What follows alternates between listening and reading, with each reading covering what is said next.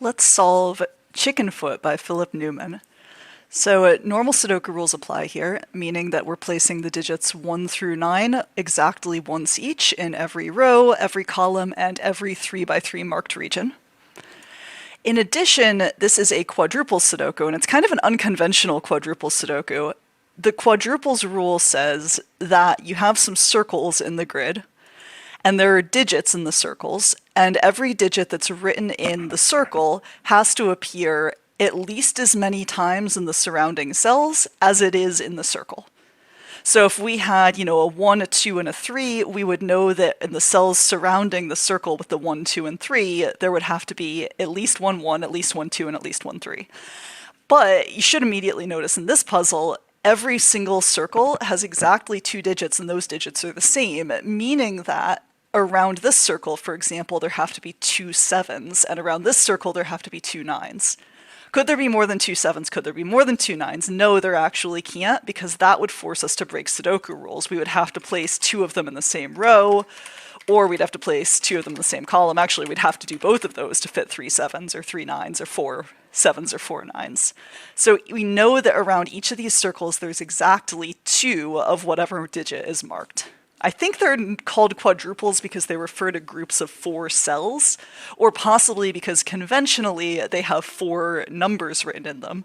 But here we only get 2 numbers in each one, and you'll see why as I solve.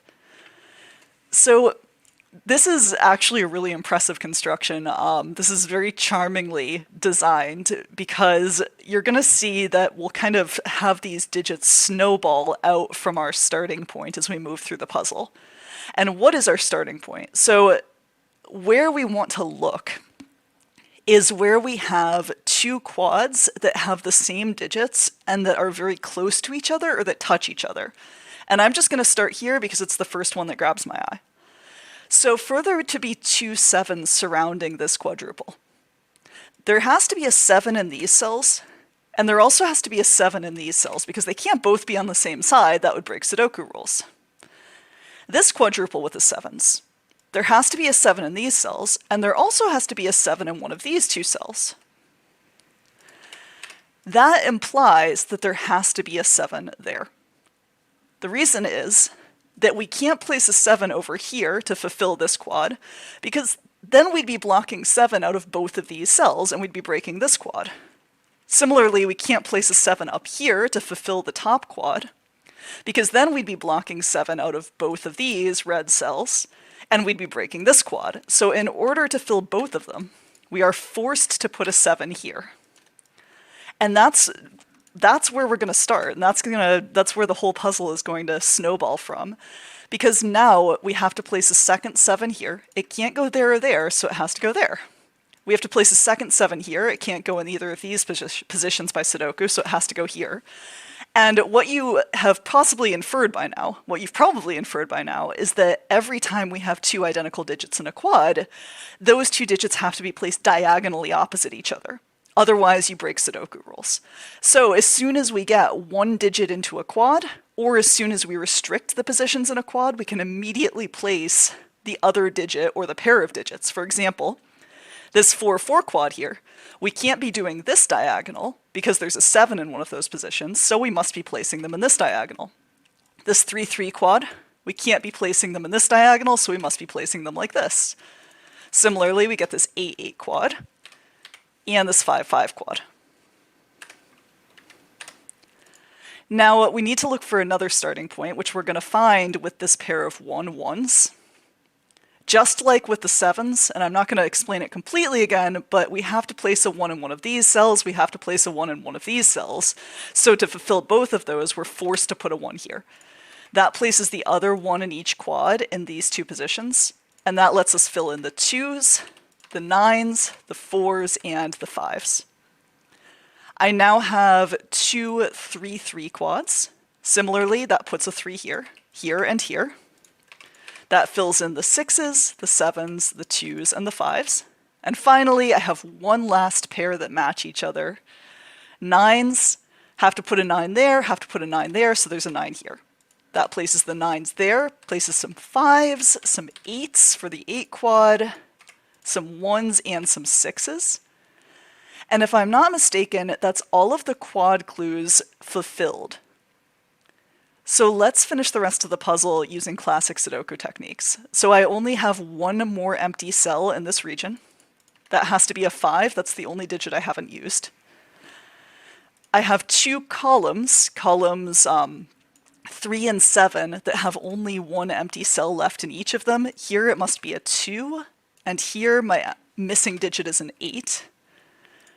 I have two rows that each have only one empty cell. Here my missing digit is a 6, and here my missing digit is a 4. Now these columns are slightly less restricted, but they're the next most restricted thing in the puzzle. In this column I still need to place a 2 and a 3. I can't place a 3 here because there's already a 3 in the region, so that's my 2 and that's my 3. In this column I still need to place a 7 and an 8. There's already a 7 in this region, so that's my 8 and that's my 7. In this row I have 2 digits to go, 1 and 4. There's a 1 here, so that's the 4 and that's the 1. In this row I need to place a 6 and 9. There's a 9 here, so that's the 6 and that is the 9. Now I'm going to pencil mark, and I don't have to do this, and if I was really going for speed I wouldn't do it. But I'm going to pencil mark in these pairs just because, as a solver, I know if I do the work of figuring out what digits go in these empty cells, I am immediately going to forget that if it doesn't turn out to be useful. So I'm going to go ahead and do the work now and pencil mark it in as pairs so that if I have to kind of leave it and come back to it, which because I've solved the puzzle before I know I will, I'm going to have that available and won't have to think through figuring out what digits they are again. So for instance, here I need a 1 and a 2. Here I still need a 3 and a 6. Here I still need a 4 and a 7. And here I still need an 8 and a 9. So as suspected, spoilers, none of those were immediately useful. We're going to have to look at the corners. And now whenever you have a construction like this, you see this in gas fairly often, where you have a construction where you have kind of a square of empty cells in a corner. A lot of the time what you're looking for is you're scanning the other rows and columns that intersect that to see if you can find any duplicate digits that kind of come together to see most of the empty cells. And here what's jumping out at me is these 9s. I have a 9 in this column and a 9 in this row. And between those, they keep me from putting a 9 anywhere but here. So the remaining digits I need here are 1, 2, and 6. I have a 1 and 6 in this column already. That makes this a 2, which resolves this 1, 2, and I can finish that off. What do I have here? So I have 2 7s. That places a 7 here.